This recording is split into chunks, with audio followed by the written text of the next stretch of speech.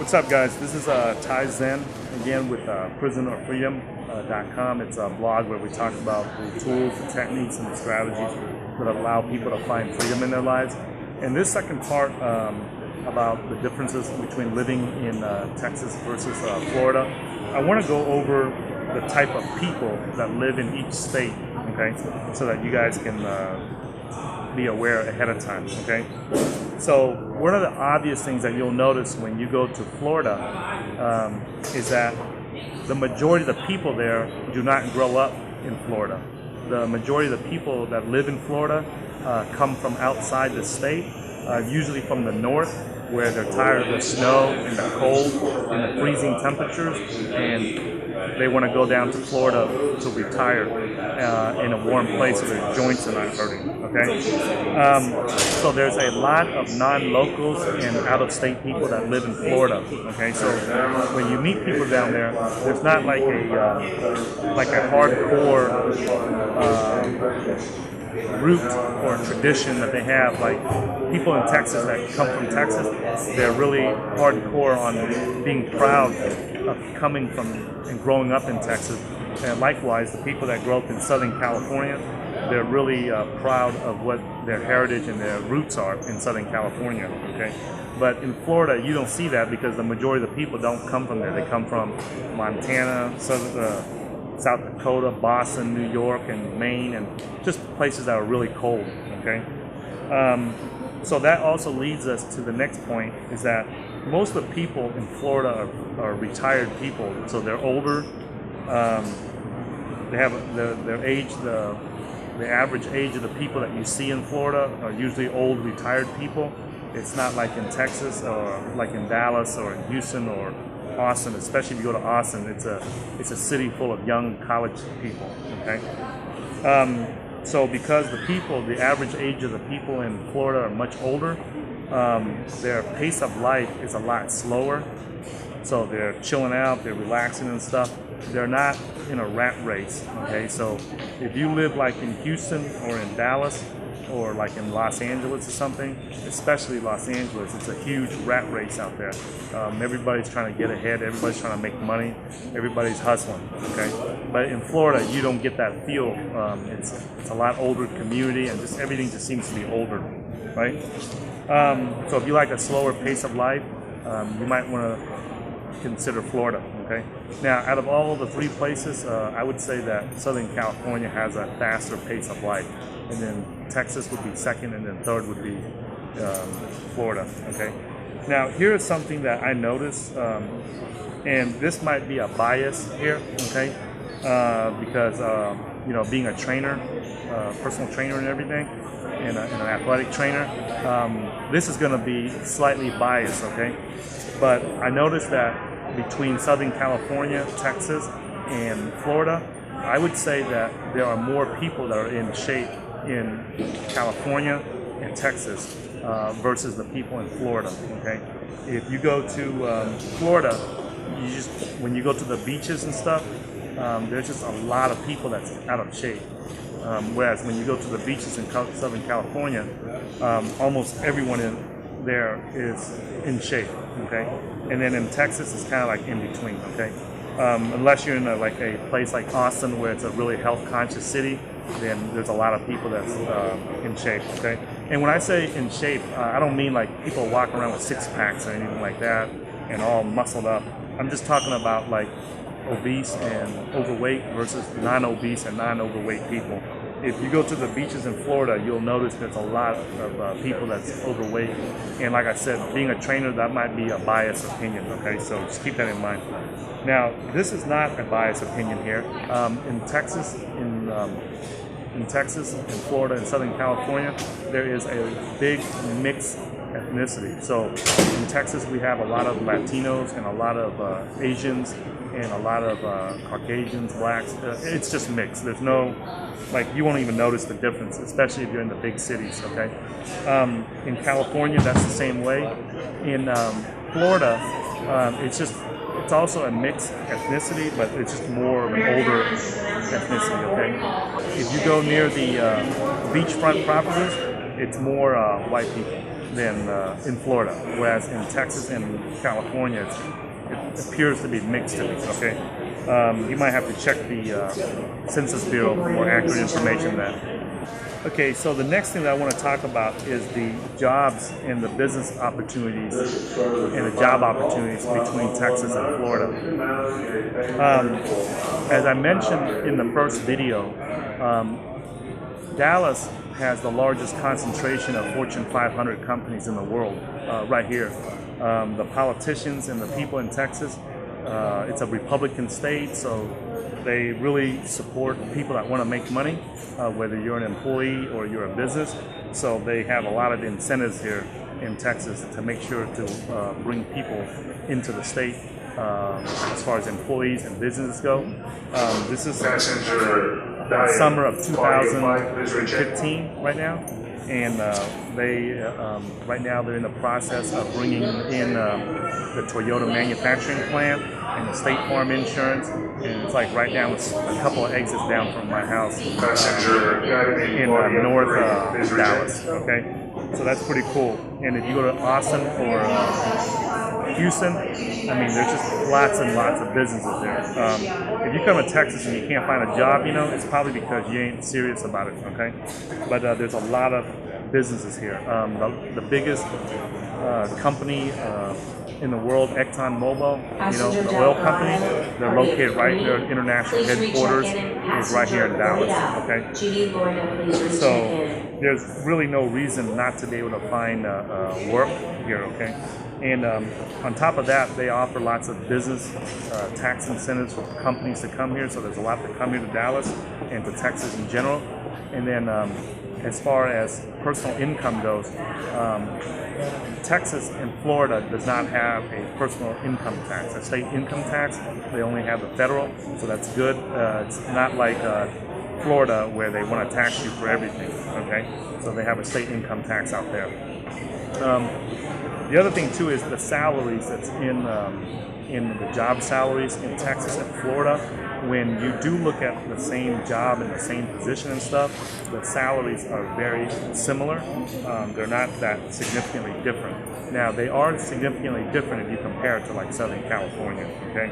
So in 2015, if you spend over $200,000, especially if you spend $250,000 or more for a home in Dallas or in Houston or in Austin, Texas, or San Antonio, you get a lot of home. Like, you get a really, really huge house. We're talking like, 2,500 square foot and up. Whereas if you spend like $250,000 in Florida, the homes will not be as big and they will not be as new. Whereas if you spend $250,000 on a home in Texas, in any of the major cities, you can expect a very, very modern home. I would say that's no more than like 20 years old, like 10 or 15 years old at most, okay? Depending on what neighborhood you live in, okay? So as far as like food and gas and everything like that, and petrol and fuel, the cost is about the same. I did not notice anything big difference, okay? The next thing that I want to talk about that's very, very obvious between Florida and Texas is the infrastructure of both states. Because Texas has a lot of business, has a lot of oil money and natural gas money and things like that, and it has the largest concentration of Fortune 500 companies in the world. They're able to collect a lot of taxes. The homes here are a lot newer, so there's more money here for the government and the state. So because of that, the highways and the infrastructure, such as the streets and the highways in Texas, are night and day superior to that in Florida. For example, if you wanted to go from one side of St. Petersburg to the other side, I think it's like 15, 20 mile wide, okay? It's not very wide, but that takes almost 45 minutes just to get across the town. They have plenty of streets, don't get me wrong, and the streets are like 3-4 lanes wide, so that's not the problem. The problem is that there's no interstate highways and there's no major highways where you can get on the highway and go like at 70, 80 miles an hour. So if you're like in Texas, if you're in Dallas or San Antonio or any of the major cities, to get from one end of the city to the other side of the city, There's highways that you can jump on and be across Dallas or Houston in a very short period of time, going at 60, 70, 80 miles an hour when the traffic is not busy, okay? Whereas in Florida, no matter where you go, the traffic is just, the infrastructure is not there to transport people and commercial goods across the state very quickly, okay? So that's, if you don't like to sit in traffic for like 40 minutes just to drive 15, 20 miles, then you're probably not going to like Orlando or Tampa or St. Pete, stuff like that. In Texas, they build massive highways. I'm talking about the highways are stacked like 4 or 5 layers high, so that when you are going on an intersection from one direction and you need to make a 90-degree turn, you can still go at 50, 60 miles an hour to make that turn, okay? Whereas in Florida, they don't have that type of infrastructure and highway available. So it takes forever to get from one place to the other place. So you're going to lose a lot of time sitting in traffic in a commute, okay? And so that's the infrastructure, okay? Now, the other thing that you want to be fully aware of is the airports. Like I said before, hands down, the best airport in America is Dallas-Fort Worth International Airport. You can get into the airport, and once you're through the security gates, you can take their Skylink, their train, and get to any of the 5 or 6 terminals that they have here. Right now they have 5 terminals, and they have the ability to build out a 6th terminal and expand if it's necessary, okay? You also have the train that they connect from the airport that goes straight to downtown Dallas, so that you can, if you live in downtown Dallas, you can actually hop on a train, get to the airport, get off. The infrastructure, the airport infrastructure here in Dallas is significantly 100 times better than anything that Florida has to offer.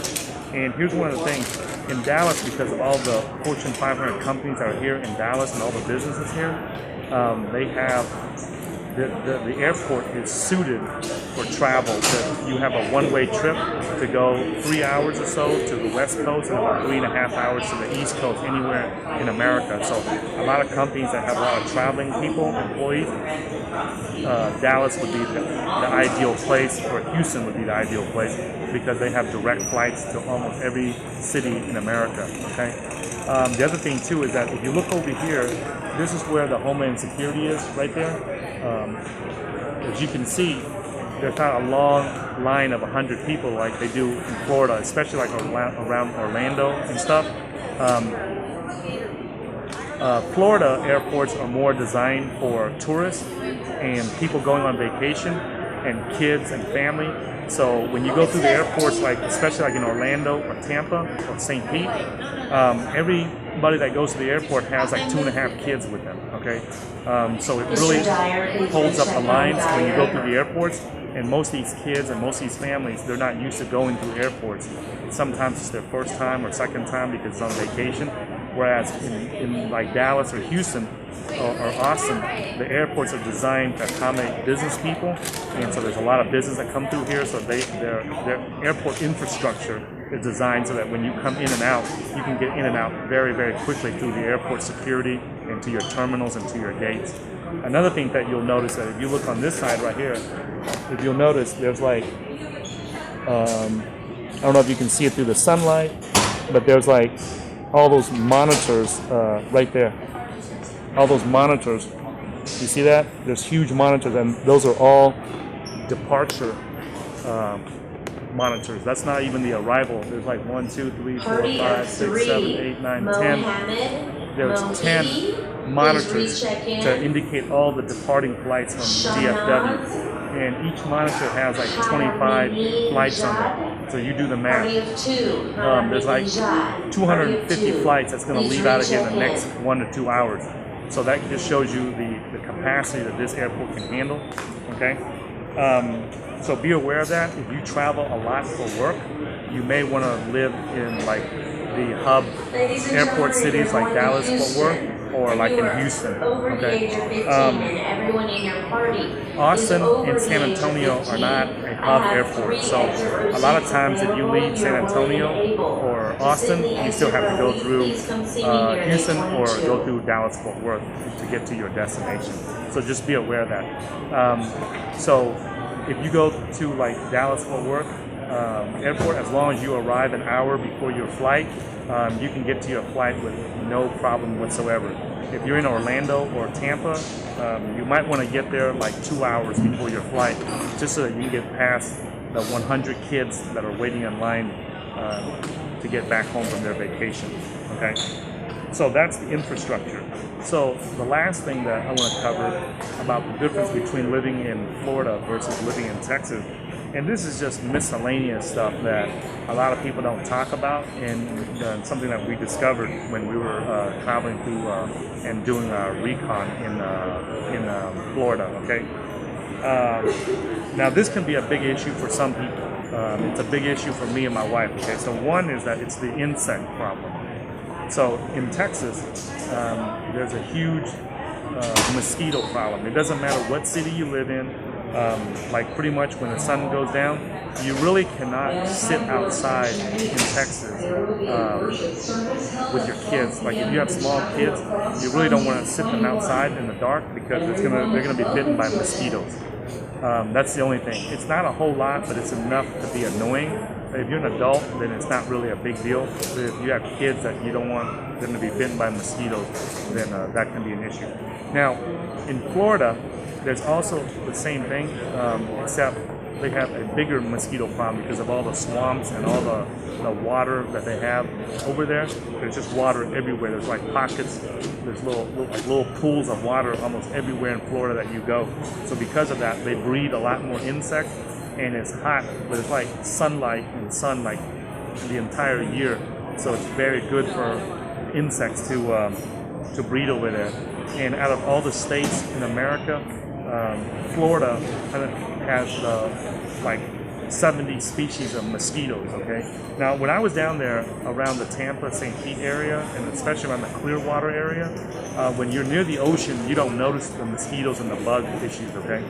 Now, if you drive at night, okay, in Florida, your car will be plastered and painted with insects, no matter where you go. Okay, if you drive down the interstate at night in Florida, you're gonna have to use the windshield wipers and stuff because there's so much bugs down there. Okay, so just be aware of that. If you're driving fancy cars and stuff and you don't like bugs and insects smashed on your car, then you probably don't want to live in Florida and drive a fancy car because you will have insects stuck to it everywhere. Okay, in Texas, you don't have that big of a problem. It's only in small pockets and it's hardly noticeable and it's not even worth mentioning. Okay, so that's just a miscellaneous thing you got to be aware of when you're comparing Texas to Florida. The other thing that's very noticeable is the innovation that's in Texas versus Florida. Okay, so Florida has a majority retired group of population. Most of them are old and most of them are retired, and they just really don't give a shit about anything. They just want to retire. Okay, they're not looking to innovate. They're not looking to be a trendsetter. They're not looking to do anything new other than retire. Okay, so as far as like innovation and trend setting goes, as far as for business, for fashion, or anything like that, Florida is not going to be the place. It's going to be Texas, right? Flight 2340. Your new departure gate will begin 8:37. Washington Reagan, flight 2340, will be departing from gate 8:37.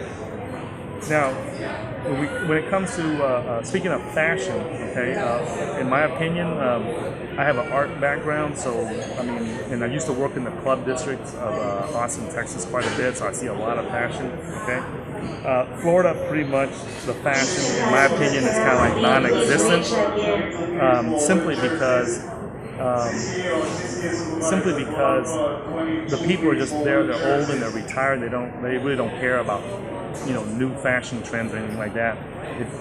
If you like fashion and stuff like that, then Texas would be a better place. And out of all the cities in Texas, I would say that Dallas is more fashion conscious, whereas like Austin is the complete opposite. It's a hippie town. So if you don't care about fashion, then Austin would be a better place. Okay. Schools is the last thing that I want to mention. The schools in Texas, in my opinion, have more money.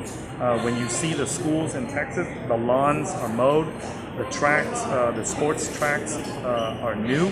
It's in better condition. When I was traveling around Florida, when I looked at the high schools and the elementary schools and the middle schools, their schools are very old. The building is old. The infrastructure, the fences are old. The grass is not well kept. The landscape, just things are just not new. Okay, so that's just a good indication that they don't have a lot of money there that they collect from taxes and stuff to run those schools, okay, and to make it look modern and keep it up. In Texas, especially in Austin, north areas of Houston and north areas of Dallas, and a lot of parts of Fort Worth, the schools are very well kept. They collect good sums of tax money from the citizens and from the residents there. The majority of the taxes that the property taxes that you pay in Texas, the majority of it goes to schools, okay, to the school districts. So, for example, I live in North Dallas. The average property tax here in Texas is around 3%. It's close to 3%, and I would say that about 60% or more of it goes to the school districts. So the schools in Texas have a lot more money to work with versus the schools in Florida, and it's very obvious. Okay, so that's about it, guys, and I hope that these series of videos will help you guys determine if you want to live in Florida or Texas, and if you're living in Texas, and this video will help you to know what's up front before you move down to Florida and vice versa. Okay. Oh, one thing that I forgot to mention when I was talking about the homes in the landscape in Texas versus Florida, there is something in Texas that I noticed that I did not notice until I started traveling quite a bit. The homes in Texas are made out of, there are more brick homes in Texas than anywhere else that I see in the country, in America, okay? And I pretty much traveled to and worked in every major city in America multiple times. And that's something that I did not notice before until I started traveling a lot, is that the homes in Texas, there's more brick homes, and it's not just the brick homes. Okay, most of the other homes in other areas are more like stucco, like in Florida and in California. But there's something about the bricks in Texas that it's kind of hard to describe, but they actually look better than the bricks anywhere else that I've seen around the country. The states that have the worst looking bricks, believe it or not, are in the Northeast, around the New York, Massachusetts, New Jersey area. Their bricks look like it's made out of mud. They don't look like real house bricks. You will have to come to Texas to see what I'm talking about. But I don't know what the bricks are made out of in Texas, but they have like a texture and a marble or a look that looks a lot more appealing to the eyes than anywhere else in the country that I've noticed. Okay, and I don't know if they import it from other places or they make it locally here in the state of Texas. But by far, the bricks that they used to build homes and buildings with in Texas are significantly more eye appealing to the eye than the ones in California or in Florida. The bricks that they use in Florida are also really, I don't know, they just look really nasty and plain looking. Like I said, they look like they're made out of mud or something. They don't look appealing to the eye. I would not want my house made out of those type of bricks. I would rather have a stucco house, okay? So anyway, thanks for watching these series of videos, guys, that hopefully it will help you decide whether or not you want to move to Florida or Texas. And if you like this video, hit the subscribe button. If you don't like it, don't subscribe. Okay? And let me know if you guys want me to make more videos like this about other cities that I go to. And I'll see you guys in the next video.